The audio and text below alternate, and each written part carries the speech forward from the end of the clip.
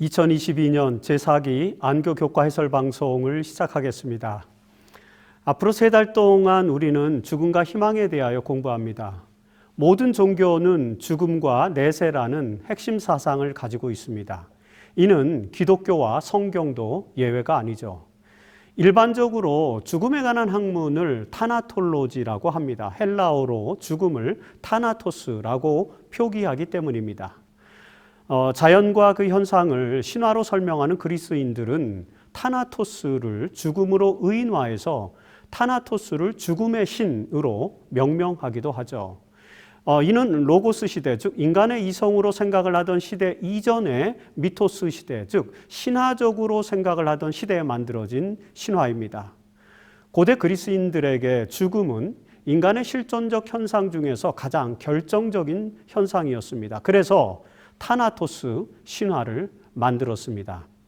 자, 타나토스는 닉스, 즉 밤의 신이죠. 그 닉스와 에레보스, 흑암의 신인데 그 닉스와 에레보스의 아들이며 그리고 이제 히프노스, 잠으로 표기되니 히프노스와 쌍둥이 형제로 나타납니다. 아울러서 모로스나 케노스와의 남매지간으로도 또 소개되기도 하죠.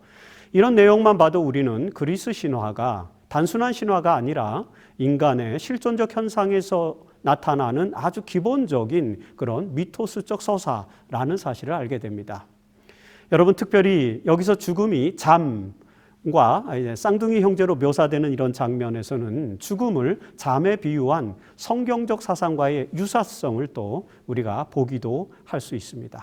자, 그러나 그리스 신화에서 타나토스와 성경적 세계관에서 죽음 사이에는 한 가지 현저한 차이가 있습니다.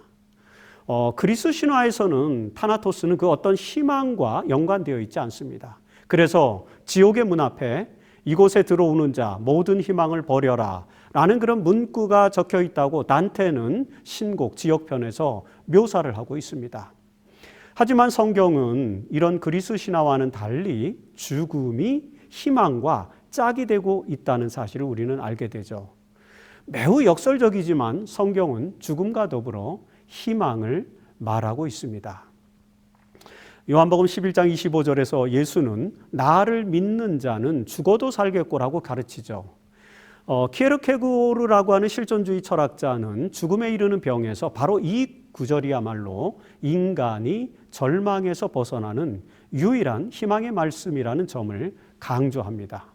이처럼 성경은 죽음의 실존 앞에서 희망을 말해주죠.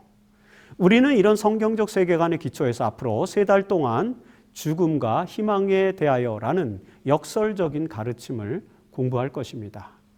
이번 기회 교재는 알베르토 팀 박사님이 저술하였는데 그는 화이트 유산관리위원회 부소장으로 지금 현재 봉사하고 있는 조직신학자이십니다. 오늘 우리가 공부할 제1장의 제목은 완벽한 우주에서의 반역이라는 제목이 붙어 있습니다. 이번 주 교과의 내용은 악의 기원에 대한 성경적인 가르침으로 구성되어 있죠. 이 문제에 대한 신학적 질문은 이런 것입니다. 하나님은 완전히 선하신데 그의 피조세계에 어떻게 악이 들어왔는가? 우리가 사는 이 감각세계에는 선과 악, 빛과 어둠, 존재와 무, 삶과 죽음과 같은 것들이 공존하죠. 따라서 우리는 선과 악이 모두 그렇게 이 세계에 존재해 왔다고 생각합니다. 여러분, 그런데 이 감각세계가 존재하던 첫 시점에서도 선과 악이 그렇게 공존하였던 것일까요? 만일에 그렇다면 이 세계를 창조하신 하나님은 선과 함께 악을 창조하였다는 그런 것일까요? 자, 이런 질문들이 바로 악의 기원에 대한 신학적 질문입니다.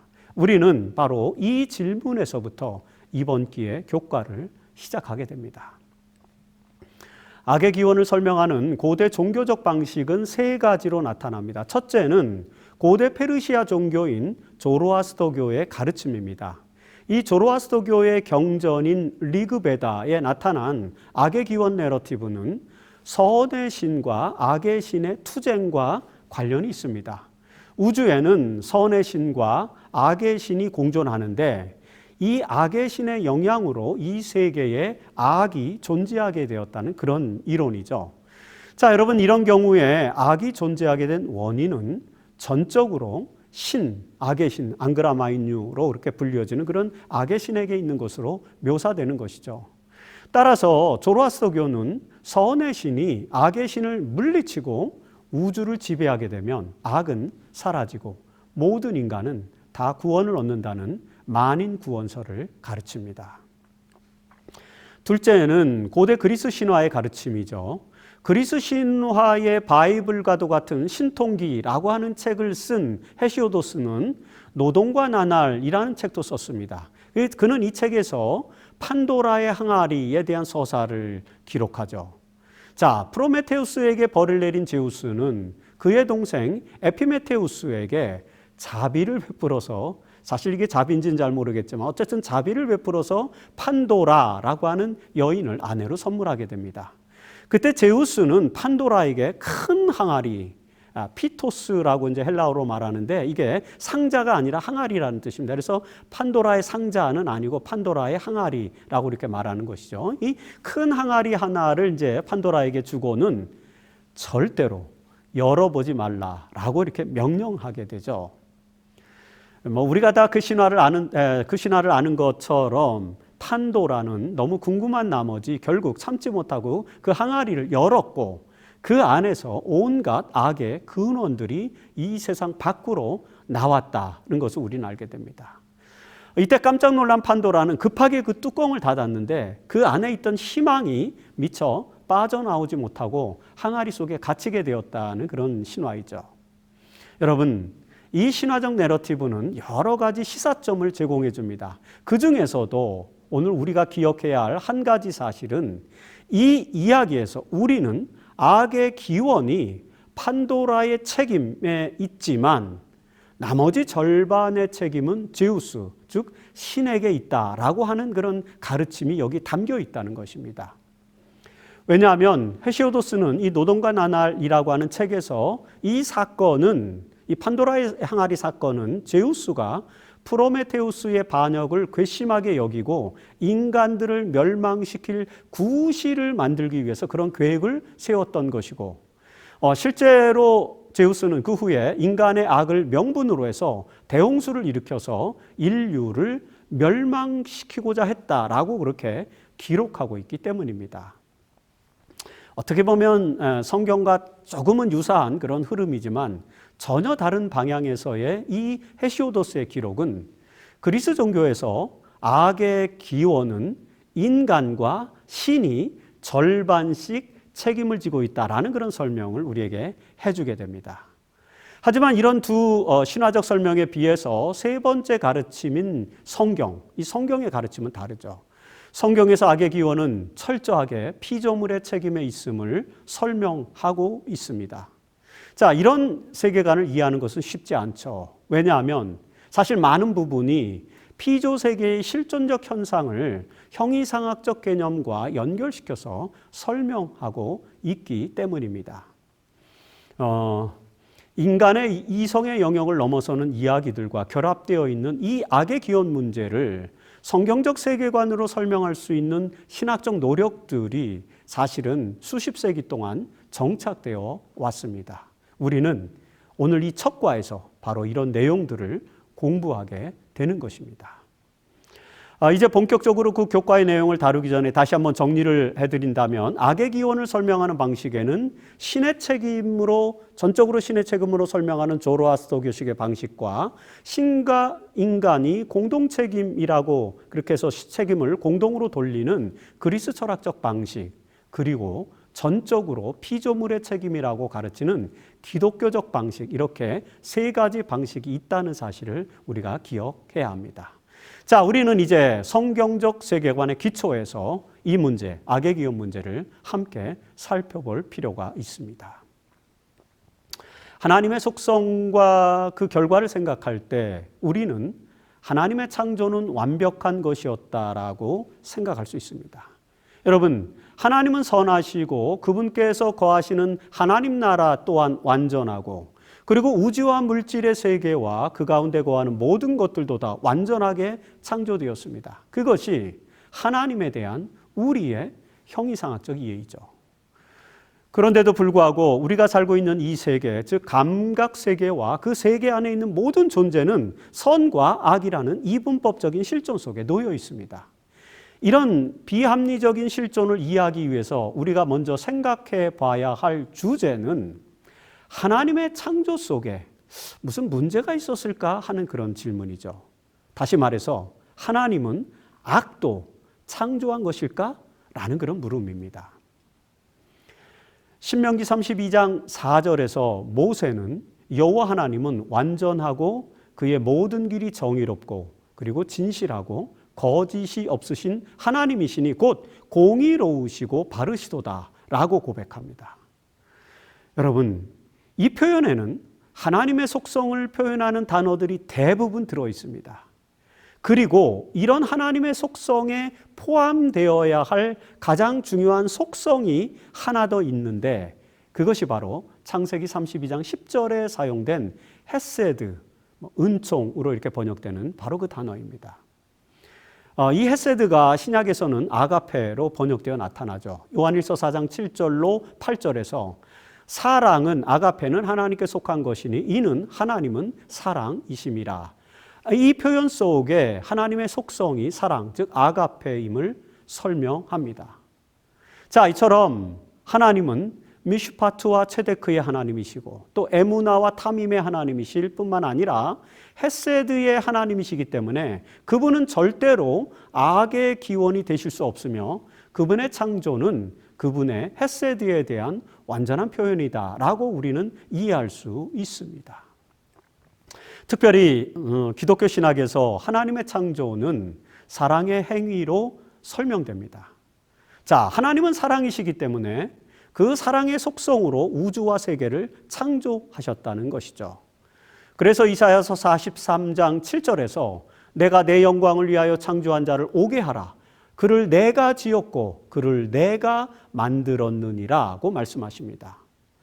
엘렌 화이트는 부조화 선지자 33페이지에서 하나님은 사랑이시기 때문에 창조력의 현현 하나하나마다 무한한 사랑의 표현이다 라고 묘사하고 있습니다.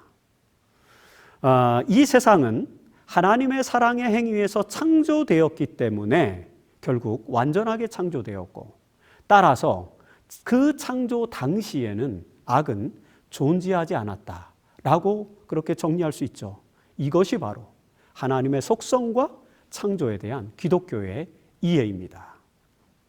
자, 그런데 이렇게 창조된 하나님의 사랑에 의해서 완전하게 창조된 이 세계에 악이 존재하게 된 이유가 무엇이었을까요? 마태복음 13장에 나타나는 알곡과 가라지의 비유는 선한 창조의 세계에 악이 존재하게 된 이유를 설명하는 예수의 가르침을 얼핏 담고 있습니다. 여러분, 마태복음 13장 27절에서 종들은 주인에게 이렇게 묻죠. 밭에 좋은 씨를 뿌리지 아니하였나이까? 그런데 가라지가 어디서 생겨났나이까? 이렇게 묻는 것입니다. 자, 이 질문에 주인은 28절에 보면 원수가 이렇게 하였구나 라고 답변하죠. 이 비유는 사실 현실적인 것입니다. 그러나 이 안에서 우리는 악의 기원에 대한 초현실적인 답변을 언뜻 발견하게 되죠. 이 예수의 가르침을 통해서 우리는 일단 이렇게 결론을 내릴 수 있습니다. 자, 주인이 좋은 씨를 뿌렸듯이 하나님은 이 세상을 선하게 창조하셨다. 그러나 원수가 곡식 가운데 가라지를 덧뿌리고 간 것처럼 악이 창조의 세계에 진입하였다. 자, 그렇다면 여러분, 하나님의 이 완벽한 완전한 창조의 세계에 악이 진입하게 된 것을 성경은 어떻게 설명하고 있을까요? 이것이 바로 악의 기원을 설명하는 다음 단계의 질문이 되는 것입니다. 자, 하나님께서 완전하게 창조하셨기 때문에 인간 역시 완전하게 선한 존재로 창조되었죠. 특별히 하나님은 당신의 형상대로 인간을 창조하셨기 때문에 인간은 하나님의 속성과 마찬가지로 선한 존재로 만들어진 것입니다. 여러분, 히브리서 13장 18절에 보면 우리가 모든 일에 선하게 행하려 함으로 우리에게 선한 양심이 있는 줄을 확신하노니라고 기록합니다. 사실 이 표현은 임마누엘 칸트가 우리 안에 선의지가 있기 때문에 우리는 도덕적인 삶이 가능하다라고 설명하는 실천이성 비판에서 나타난 그 실천이성에 대한 가르침과 유사한 것입니다. 확실히 인간은 하나님의 형상에 따라 창조되었기 때문에 선의지를 가지고 있습니다. 여기서 선의지라는 것은 이제 하나님의 생명의 법칙, 즉 도덕률을 말하는 것으로 추론할 수 있죠. 우주가 물리적인 법칙에 따라감으로써 완벽하게 우주가 유지되는 것처럼 인간은 도덕률, 즉 선의지를 따름으로써 완전한 삶을 영위할 수 있습니다. 아담과 하와는 그렇게 선의지를 따름으로 완전하게 살아가도록 만들어졌습니다. 그런데 여러분, 그 하나님의 형상 속에는 선의지뿐만 아니라 자유의지라는 것도 있죠. 자, 하나님은 당신의 형상으로 인간을 창조하였기 때문에 인간은 선의지와 더불어 자유의지도 가지게 되었습니다. 물론 그 자유의지라는 것은 모든 것을 스스로 선택할 수 있는 의지를 말합니다. 베드로전서 2장 16절에 보면 너희는 자유가 있으나 그 자유로 악을 가리는 데 쓰지 말고 라는 그런 표현이 있죠. 자, 하나님께서 인간에게 부여해 주신 자유의지는 악을 선택하는 도구가 될 수도 있음을 암시해 줍니다. 이처럼 인간에게 허락된 자유의지는 자발성에 기초한 인간의 완전한 순종을 가늠할 수 있는 바로미터 역할을 하는 그런 속성이 되게 된 것입니다. 왜냐하면 그것을 따르지 않을 자유까지를 포함하는 것이기 때문에 그렇습니다. 그래서 엘렌 화이트는 하나님께서 사랑의 율법을 따라 당신께 자원하여 스스로의 의지로 봉사하도록 그들에게 의지의 자유를 허락하신다라고 부조와 선지자 34페이지에 설명하는 것입니다. 자, 이런 이성적 추론에 기초해 볼 때 자유의지는 하나님의 사랑의 창조의 자연스러운 결과로 주어진 것이라고 우리는 이해할 수 있습니다. 사랑의 하나님은 당신의 형상대로 인간을 창조하셨기 때문에 인간은 선의지와 더불어 그 선을 스스로 실천할 수 있는 자유의지도 가지게 되었습니다. 그러나 문제는 그 자유의지가 본성적인 의지로 선을 따르도록 하는 의지일 뿐만 아니라 그 선의지를 따르지 않을 자유를 포함하는 것이라는 것이죠. 여러분, 만일에 자유의지를 가진 피조물이 자신의 의지로 그 선함을 추구하지 않기로 선택한다면 우주가 물리적 법칙을 벗어나서 존재할 수 없듯이 그 피조물의 생명은 유지될 수가 없을 것이다 라고 우리가 생각해 볼 수 있는 것입니다. 이런 절대 법칙이 작동하고 있음에도 불구하고 하나님은 당신의 형상대로 만드신 사랑하는 인간에게만큼은 기계적인 법칙이 아닌 자유의지를 허락하셔서 스스로의 의지로 그 선의지를 실천하도록 계획하셨던 것입니다. 그렇기 때문에 자유의지는 오늘 이 교과의 제목처럼 하나님의 사랑의 기초가 되는 것입니다. 그런데 여기서 또 다른 질문이 제기될 수 있죠. 자, 이 자유의지라는 개념 속에서 선의지를 선택하지 않을 자유까지 포함된 것이라면 신은 인간에게 죄를 지을 가능성을 허용한 것이기 때문에 결과적으로 악의 원인을 제공하신 것은 아닌가라는 그런 질문입니다.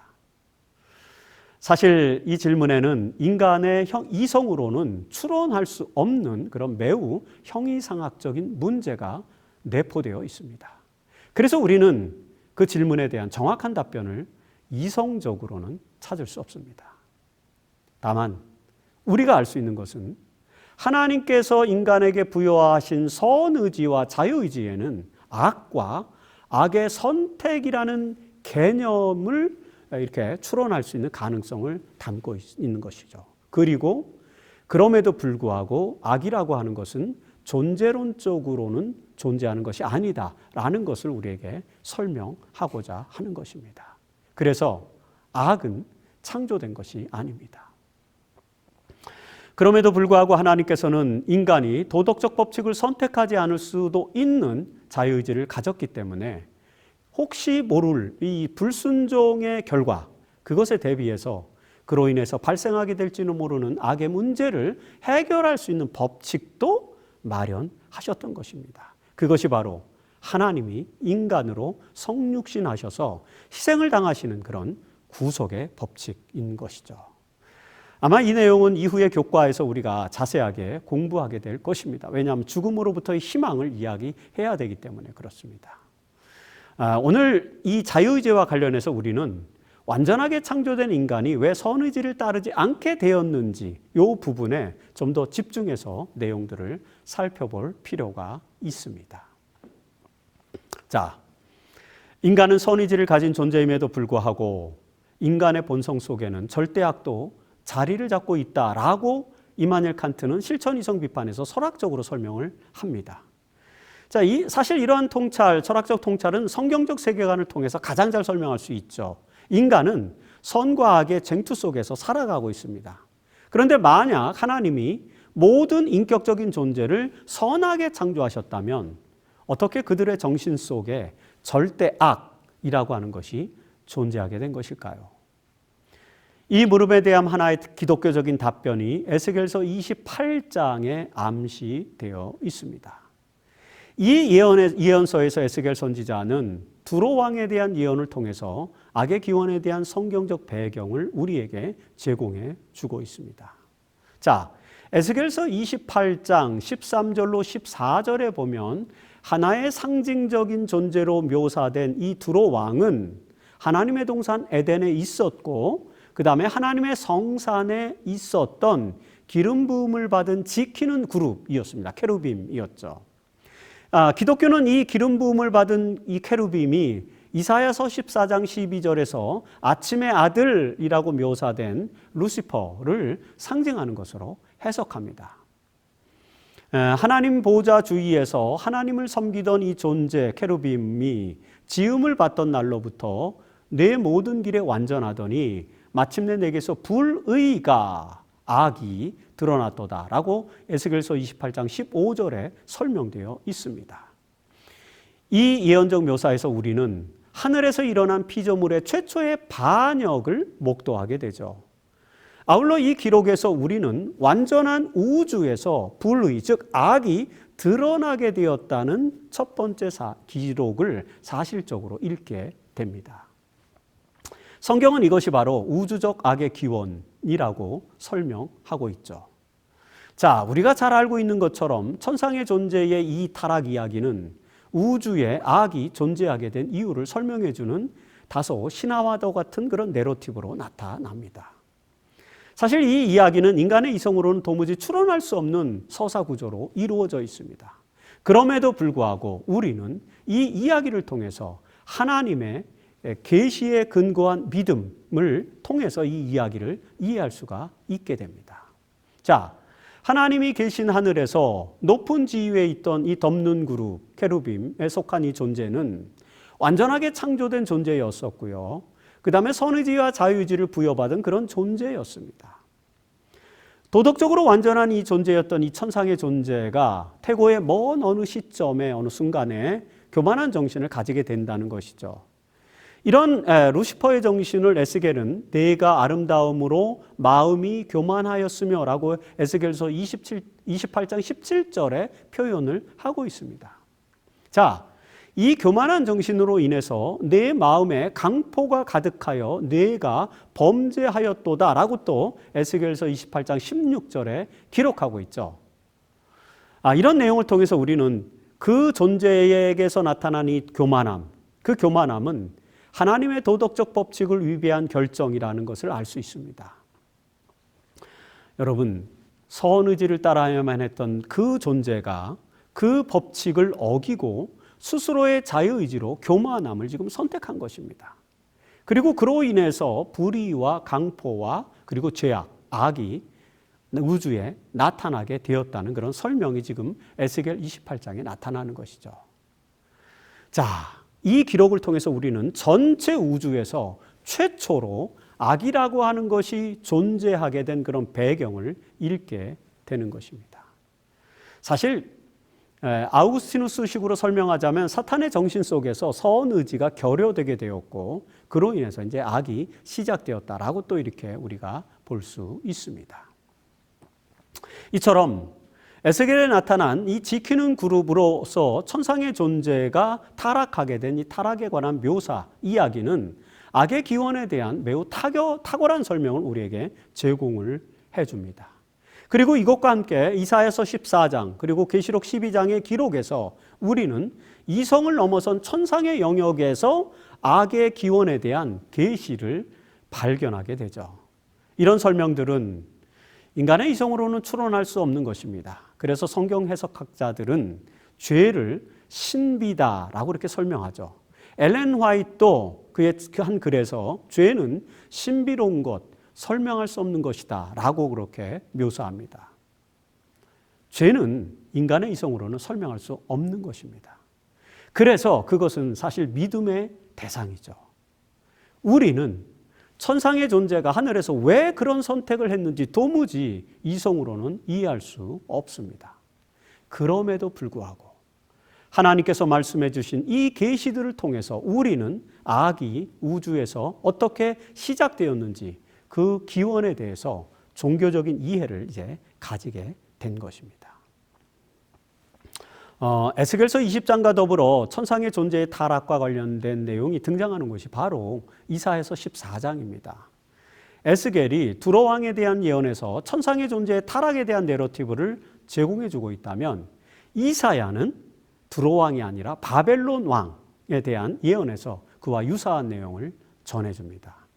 사실 기록상으로는 이사야서가 기원전 8세기에 기록되었고 그리고 에스겔서는 기원전 6세기에 기록되었기 때문에 에스겔이 이사야의 영향을 받은 것으로 우리는 추론해 볼 수 있습니다. 자, 남방유다의 전성기 기원전 8세기에 사실 신바벨로니아는 아주 신생 국가였고 아직 오리엔트 지역에서 아시리아를 위협할 만한 그런 수준은 아니었습니다. 그럼에도 불구하고 이사야는 바벨론이 강력한 국가가 되어서 전 세계를 지배할 것이라고 지금 예언하고 있습니다. 그러면서 그 예언에서 바벨론 왕은 에스겔서의 두로 왕과 마찬가지로 악의 세력의 상징으로 또 묘사돼서 나타나는 것이죠. 우리는 성경에서 바벨론이라고 하는 곳이 하나님의 도성인 시온과 예루살렘에 대적하는 가장 대표적인 세력이라는 사실을 잘 알고 있습니다. 자, 이런 두 도시의 유비를 통해서 볼 때 바벨론은 악의 상징임이 분명하죠. 이사야서 14장에서 이사야는 악의 상징인 이 바벨론 왕의 멸망을 예언하면서 악의 기원에 대한 하나의 힌트가 되는 말씀을 제공합니다. 그것이 이사야서 14장 12절이죠. 자, 이사야서 14장 12절에서 너 아침의 아들 계명성이여 어찌 그리 하늘에서 떨어졌으며 라고 예언합니다.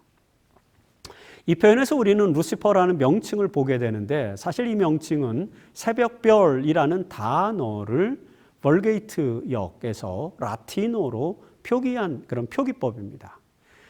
그리고 이제 킹제임스 버전에서는 이것을 사탄의 고유 명칭처럼 사용해서 그래서 사탄의 이름이 루시퍼인 것처럼 우리에게 알려졌습니다.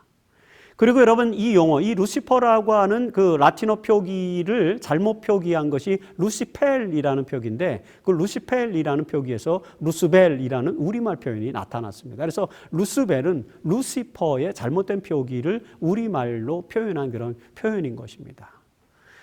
이렇게 볼 때 루시퍼는 새벽별이라는 뜻이에요. 고유의 명칭, 고유 명칭, 그러니까 이름은 아니라는 것이죠.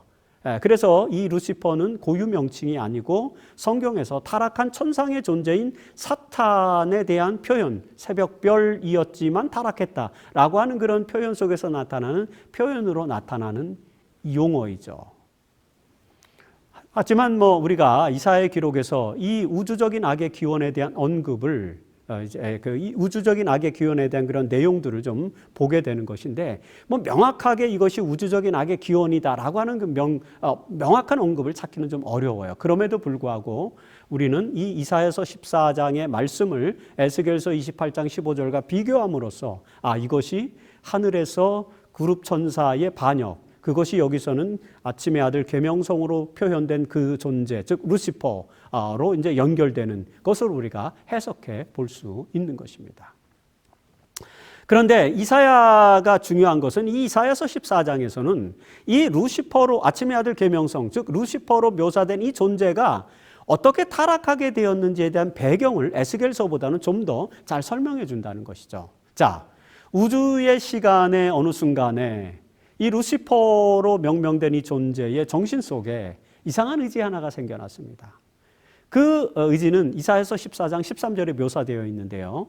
이 이사야서 14장 13절에 보면은 내가, 그 아침의 아들 계명성이 내 마음에 그의 정신에 레바브, 그의 정신에 이르기를 내가 하늘에 올라 하나님의 뭇별 위에 내 자리를 높이리라. 북극 지폐의 산 위에 앉으리라. 그런 생각을 하게 됩니다. 자, 여러분, 하나님의 뭇별이란 모든 천상의 존재를 말하는 것이죠. 그리고 북극 지폐의 산이란 하나님의 보좌가 있는 곳입니다. 따라서 이런 생각은 모든 천상의 존재들 위에 자기가 군림하겠다는 것이고 또 하나님의 보좌에 앉겠다는 것이죠. 이런 정신은 곧바로 14절에 언급한 것처럼 가장 높은 구름에 올라 지극히 높으신 이와 같아지리라는 그런 마음을 또 갖게 해줍니다.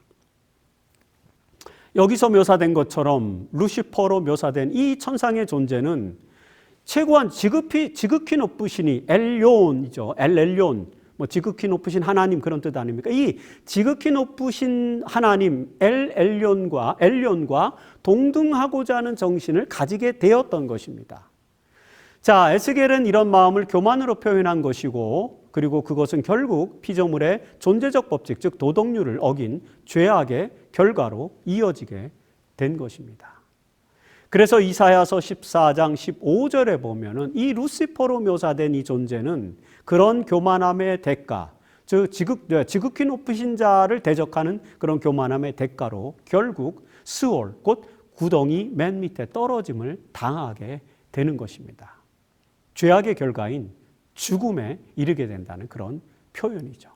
자, 여기서 우리는 우주에서의 악의 기원과 그로 인한 죽음이라는 실존적 상황이 나타나게 된 우주적인 원인을 볼 수 있게 되는 것입니다.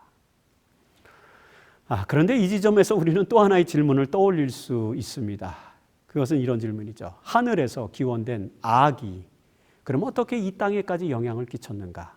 그런 물음이겠죠. 자, 이 물음에 대한 답은 목요일 소재에서 시작되고 사실 그 구체적인 답은 이제 다음 주 교과에서 자세하게 다루어지게 될 것입니다. 천상의 존재에게서 드러난 불의가 이 땅에 영향을 끼치기 전에 먼저 하늘에서 특별한 사건이 있었다고 성경은 또 하나의 계시를 통해서 보여주는데 그 사건은 바로 계시록 12장에 기록되어 있습니다. 자, 우리는 에스겔서 28장과 그리고 이사야서 14장을 살펴보았고요. 그와 더불어서 이제 계시록 12장 7절로 9절의 기록을 살펴보게 되는데 이 기록을 통해서 우주에서의 악의 기원이 어떻게 되었는지 그리고 그 악의 기원이 이 땅에서의 악의 시작에 대한 성경적 이해까지 확립할 수 있는 그런 말씀을 우리가 읽게 되는 것입니다. 여러분, 계시록 12장 7절에 보면 하늘에 전쟁이 있으니 미가엘과 그의 사자들이 용과 더불어 싸울세 용과 그의 사자들도 싸우니 라는 그런 기록이 있습니다. 자, 요한은 그의 예언서에서 하늘의 전쟁에 대한 이야기를 삽입하죠. 하늘에 전쟁이 있었다는 것입니다. 사실 여기서 하늘에서 전쟁이 있었다라는 이 전쟁이라고 하는 이 표현은 고대 시대에는 매우 의미 있는 그런 표현입니다. 고대 그리스 철학자인 헤라클레이토스는 우주적 원리가 변화와 생성의 속성을 가진 로고스였다면 이 세상의 기본 원리는 폴레모스. 사실 이 단어에서 이제 폴레믹이라고 하는 영어 단어, 논쟁 그런 영어 단어가 나왔는데 이 폴레모스가 바로 이 세상의 기본 원리라고 헤라클레이토스는 강조합니다. 그런데 이 단어, 이 폴레모스라고 하는 단어가 바로 계시록 12장 7절에서 사용된 것입니다. 자, 헤라클레이토스는 플레모스라고 하는 플레모스가 이 단어가 바로 정과 반, 태제와 안티태제의 변증법적인 논증의 원리, 즉 다시 말해서 이 세상에서의 조화와 질서와 정의가 형성되는 원리라고 이렇게 설명합니다. 그것이 폴레모스라는 것입니다. 이런 설명에 기초해서 헤겔은 정신현상학에서 정반합의 변증법적 원리를 절대이성의 틀로 설명하기도 하죠. 여러분, 요한이 요한복음의 1장에서 로고스라고 하는 그런 개념을 가지고 예수의 성육신을 설명했듯이 이제 요한은 이곳 요한계시록에서는 폴레모스라고 하는 개념을 가져와서 선과 악의 대쟁투를 설명합니다. 이 로고스와 폴레모스라는 두 단어를 다 헤라클레이토스가 강조한 단어였거든요. 그런 단어를 사도 요한이 가지고 와서 이제 로고스, 예수님의 그 성육신, 그 다음에 폴레모스, 이 선과 악의 대쟁투 이런 걸 설명하는 것입니다. 굉장히 중요한 단어죠. 여러분, 우주는 선과 악의 대쟁투의 장인데 그것이 하늘에서 시작되었다라는 그런 표현을 폴레모스라고 하는 단어를 가지고 지금 요한계시록 12장 7절에서 요한은 설명하는 것입니다. 그래서 헤라클레이토스에게 있어서 폴레모스가 세상의 질서와 정의가 형성되는 원리였다면 사도 요한에게 있어서의 폴레모스, 즉 선과 악의 대쟁투는 생명과 사망의 형성, 원리가 되는 그런 것이라고 우리는 이해할 수 있는 것이죠. 자, 이 선과 악의 폴레모스는 용과 그의 사자가 미가엘과 그의 사자와의 싸움으로 묘사되어 있습니다. 그런데 이 용은 9절에 보면은 옛뱀, 곧 마귀라고도 하고 사탄이라고도 하는 존재이죠. 그리고 미가엘이 또 등장하는데 미가엘은 10절에서 보면 그리스도의 권세가 나타났으니 라고 묘사된 것에 비춰볼 때 성자 하나님이신 예수 그리스도임을 알 수 있습니다. 당연히 여러분, 우리는 성경에서 미가엘이 유다서 1장 9절, 다니엘서 12장 1절 등에서 또 나타나는데 이런 용어가 다 사탄의 죄악에 맞서는 예수 그리스도로 해석되는 것입니다. 그런 것으로 해석하는 신학적 해석은 큰 무리가 없어요. 자, 우리는 앞선 내용에서 우주적 악의 기원이 천상의 존재에 의해서 시작되었음을 살펴보았습니다. 따라서 그 존재는 여기서는 사탄으로 묘사되는 것인데 이런 명칭, 사탄이라는 명칭이 붙은 이유는 이 존재가 자신의 교만으로 악을 창출한 이후에 9절에 보면 온 천하를 꿰는 자, 곧 천사들을 유혹하여 하나님과 대적한 존재라고 하는 것을 설명하기 위한 것이었죠. 그래서 사탄, 온 천하를 꿰는 자, 유혹자라는 그런 이름이 붙게 된 것입니다. 이 사단과 미가엘 사이의 영적 쟁투의 이야기는 우주에서 시작된 악이 이제는 어떻게 이 땅까지 내려와서 이 땅에서도 본격화되었는지를 설명해주는 프롤로그와 같은 그런 것입니다. 요한은 이 대쟁투에서 사탄이라고 하는 존재가 패배하여서 땅으로 내어 쫓기니 그의 사자들도 함께 내쫓기니라고 묘사를 하고 있습니다. 자, 하나님은 세계를 창조하시고 아담과 하와를 만드셔서 이 지구에, 이 땅에 당신의 형상을 닮은 인간이 거주하게 하셨습니다. 그 최초의 인류가 완전한 생명을 가지고 이 땅에서 살게 된 즈음에 선과 악의 쟁투에서 패배한 사탄은 악한 천사들과 함께 이 땅으로 쫓겨났습니다. 그런데 온 천하를 꿰는 자였던 사탄은 하늘을 떠나서 이 땅에 내려와서 이제는 인간을 또 유혹하게 됩니다. 그는 사탄이기 때문에. 천상에 있던 모든 피조물들과 마찬가지로 이 지상의 피조물이었던 인간은, 아담과 하와는 자유의지를 가지고 스스로 선택할 수 있는 매우 고상한 존재였습니다. 그랬기 때문에 사탄의 유혹의 대상이 또 될 수 있었던 것입니다. 바로 여기까지가 1과에서 오늘 우리가 공부하게 되는 내용인 것입니다. 인간 세계에서의 악의 기원과 죽음의 문제, 이런 것들이 이제 다음 주 2과에서 저희가 함께 살펴볼 것입니다. 여러분, 지금까지 우리는 완벽한 창조 세계에서 어떻게 악이 기원하게 되었는지에 대한 성경적 이해를 살펴보았습니다. 자, 완전하게 선이신 하나님께서 선하게 창조한 이 세계에 왜 악이 존재하게 되었는지는 사실 기독교 신학에서 매우 난해한 주제 중에 하나이죠. 그럼에도 불구하고 성경적 세계관에 입각해서 기독교는 악의 기원에 대한 문제를 어느 정도 설명해주고 있습니다. 기본적으로 성경은 악의 기원이 피조물의 책임에 있다고 설명하죠. 그런 설명을 우리가 입증하기 위해서는 몇 가지 전제가 있어야 되는데 그것은 이런 것입니다. 우선 하나님은 당신의 사랑의 본성에 의해 이 세상을 완전하게 창조하셨다는 것입니다. 자, 사랑은 창조의 속성을 가지고 있기 때문이죠. 이렇게 하나님의 사랑에 의해 완전하게 창조된 이 세계에서 인격을 가진 피조물들은 또 하나님의 형상으로 만들어졌기 때문에 그래서 선의지와 더불어 자유의지도 가지게 된 것입니다. 이 자유의지는 하나님께서 인간의 자발적인 순종을 원하시는 사랑의 기초가 되는 속성이었죠.